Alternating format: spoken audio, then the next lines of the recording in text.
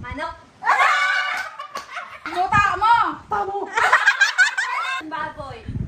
Litson baboy. Maamoy!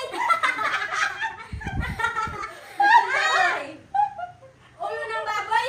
Ang partner mo si Mylene. Ikaw Yay! naman si partner mo si...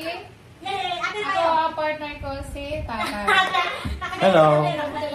O, si Tatay kasi kararating lang yan eh. 2 minutes lang ito pag 2 minutes. In 2 minutes. O, sige, 2 minutes. Ay, akin na yung pa-price. Dapat may pa-price ka, Tito Herns. Ayan, may pa-price po tayo. 50 muna, $50. Cuatro Marias, Teacher Nida, at Tito Herns nag-enjoy sa palaro. Russell Nabulol, hello mga kababayan, Elma's Vlog, ay bumabati ng isang mapagpalang araw, saang sulok man kayo ng mundo naroon naway nasa mabuti kayong kalagayan. Sa nakaraang upload ni Tito Herns TV, pagkatapos nilang naghapunan, ay naglalaro ang Cuatro Marias ng Headphone Challenge.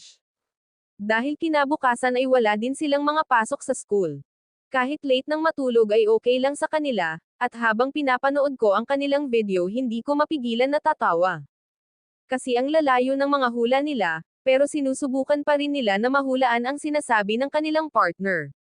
Nandoon pa yung nagkangungo si Russell at Nabulol kaya nag-enjoy akong nanood sa kanilang video. At syempre hindi rin pahuhuli si Teacher Nida at Tito Herns, sumali din silang mag-asawa. At maganda din para kay Nanita ang larong naisipan nila.